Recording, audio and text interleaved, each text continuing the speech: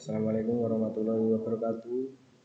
Kenalkan, nama saya Ridho Setiawan dari kelas TI 3C dengan NIM 235333823. Di sini saya akan melanjutkan materi kemarin, yaitu dari mata kuliah jaringan komputer.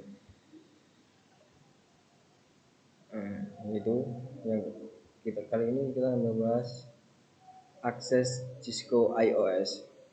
2.1 yaitu sistem operasi.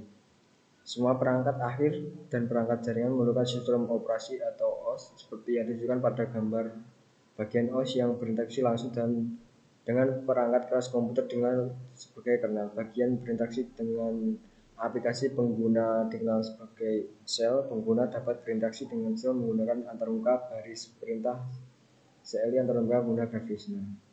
Ini usernya atau antarmuka.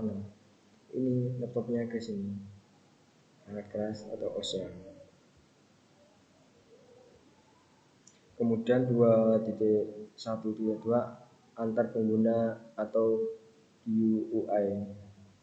GUI seperti Windows, MacOS, Linux, Apple OS, atau Android menggunakan pengguna berinteraksi dengan sistem menggunakan lingkungan ikon grafis, menu, dan jendela. Contoh GUI pada lebih ramah menggunakan lebih sedikit pengetahuan tentang struktur wanita dasar.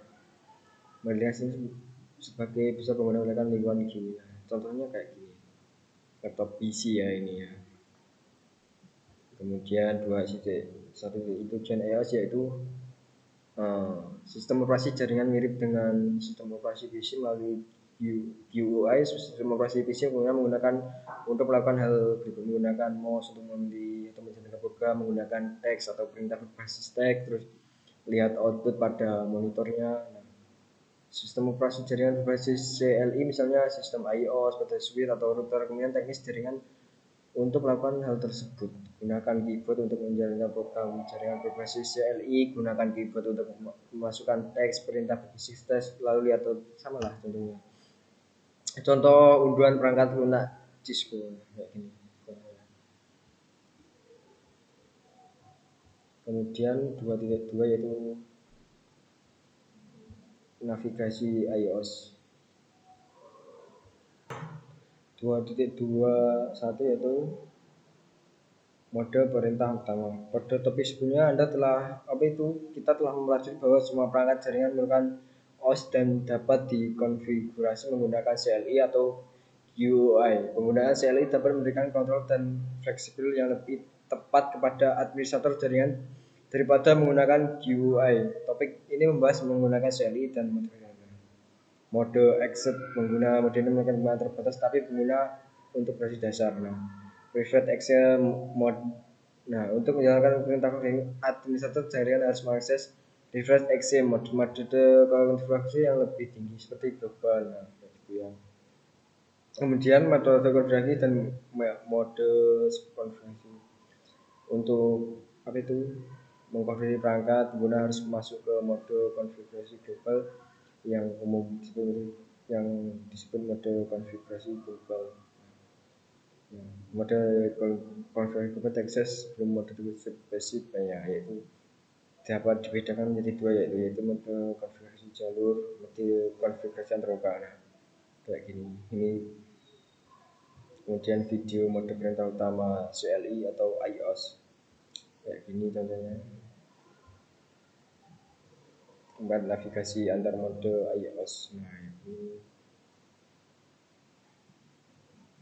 untuk perintah digunakan masuk keluar dari komponen PROM untuk perpindahan dari user X mode ke private X mode. Gunakan perintah enable, gunakan perintah disable private X mode untuk kembali ke user X mode. Itu 2.3 yaitu struktur komando.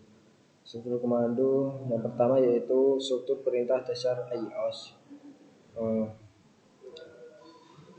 Perangkat Cisco iOS mendukung banyak perintah. Setiap perintah memiliki format atau sintaks yang hanya dapat dijalankan dalam mode yang sesuai.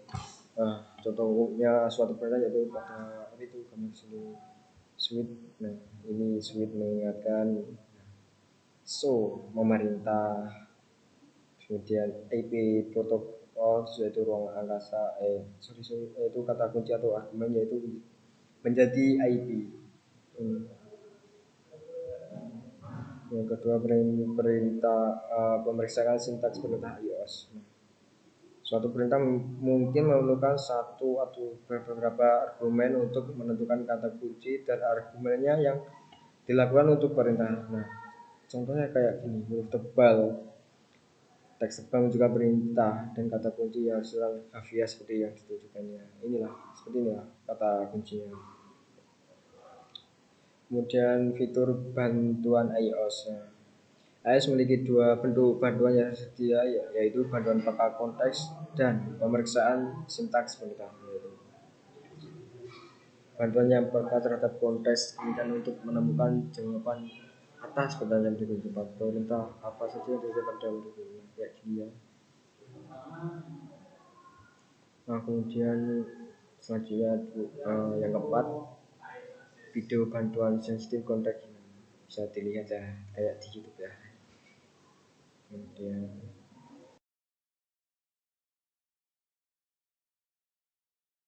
tombol pintasan memudahkan konfigurasi pemantauan dan pemecahan masalah. Nah, kayak gini. Tombol papan tulis menyelesaikan entry nama di CTLD menghapus karakter.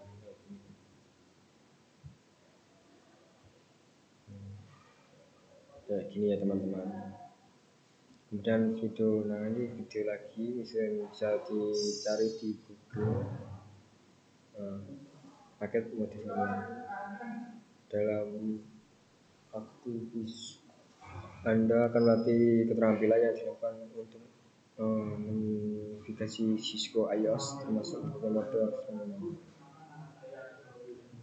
Kemudian modifikasi iOS dengan menggunakan datang untuk konsol bagiannya mengakses Cisco melalui khususan bagian. Kemudian bagian kedua menampilkan dan mengkonfigurasi pengaturan dasar perangkat. Kemudian bagian 3 opsionalnya, mengakses router Cisco menggunakan kabel. Kemudian 2.4 yaitu konfigurasi dasar perangkat. Nah, yang pertama nama perangkat. Sebelumnya kita mempelajari banyak hal tentang iOS, menavigasi iOS dan sebagainya. Sekarang mengkonfigurasi perangkat. Di sini adalah beberapa panduan atau penamaan penting untuk mulai dengan seluruh kayak gini. Ini contohnya suite lantai 3, nah, kayak gini. Ini penggunanya. Kemudian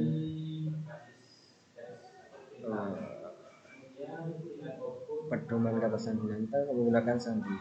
Saat memilih sandi, gunakan kata sandi yang kuat dan tidak mudah ditebak. Ada beberapa poin yang dapat dipertimbangkan untuk memilih sandi, yaitu gunakan kata sandi yang panjang lebih dari 8 karakter. Gunakan kombinasi huruf besar, kecil, angka, karakter khusus dan atau numerik.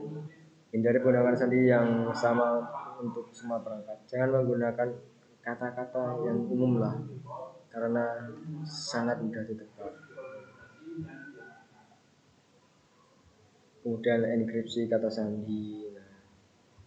Kemudian pesan banner begini. Kemudian yaitu 2.5 yaitu simpan konfigurasi. Yang pertama yaitu file konfigurasi. Ada dua file sistem yang menyimpan konfigurasi perangkat seperti subconfig, runconfig. Nah, subconfig yaitu adalah bekas konfigurasi tersimpan yang tersimpan dalam NVRAM. Bekas ini berisi sebuah perintah yang akan digunakan oleh perangkat saat dinyalakan atau diulang. Bekas tidak kehilangan isinya saat dimulai. Kemudian runconfig ini itu disimpan dalam rangka akses memori yaitu RAM, mencerminkan konfigurasi saat ini, modifikasi konfigurasi yang sedang berjalan atau langsung mempengaruhi profesional perangkat tersebut. RAM atau memori volatile di RAM akan kehilangan semua isinya saat perangkat dimatikan atau dihidupkan.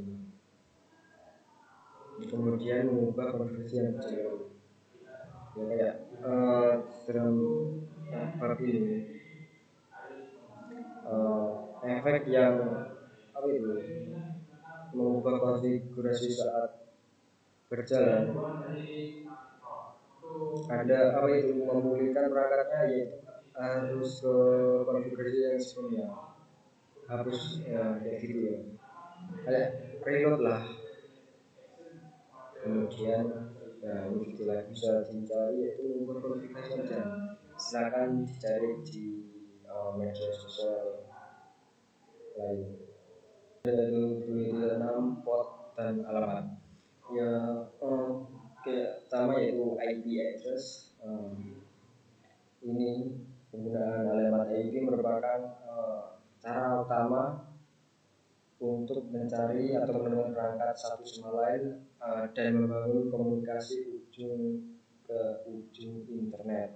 Setiap perangkat ujung ke jaringan harus dikonfigurasi dengan alamat IP. Contoh perangkat itu dari komputer, stasiun kerja, laptop, server file, server web, printer, jaringan telepon, phone, kamera keamanan, ponsel pintar, perangkat genggam seluler. Ya, catatannya dalam ini yaitu IP dalam kursus ini mengacu pada protokol IPv4 dan IPv6. IPv6 adalah versi IP terbaru yang menggantikan IPv4 yang belum ini. IP itu 192.168.1. DNS-nya DNS server, yaitu kemudian 2.7 yaitu konfigurasi pengalamatan IP, yaitu dari materi sebelumnya itu manual IP verifikasi and defense, yaitu seperti Anda memerlukan nomor telepon teman untuk mengirim pesan atau menelpon perangkat akhir ini, yaitu jaringan Anda memerlukan alamat IP agar dapat berkomunikasi dengan perangkat lain di jaringan. Dalam topik ini kalian akan mendapatkan verifikasi dasar dengan konfigurasi pengalaman IP pada suite PC kayak gini contohnya.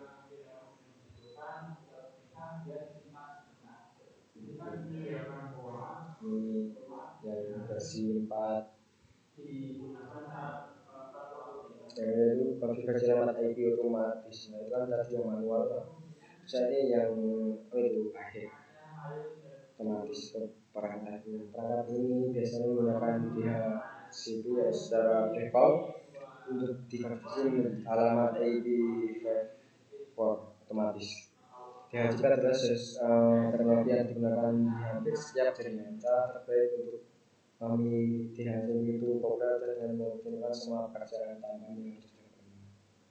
Jadi otomatis.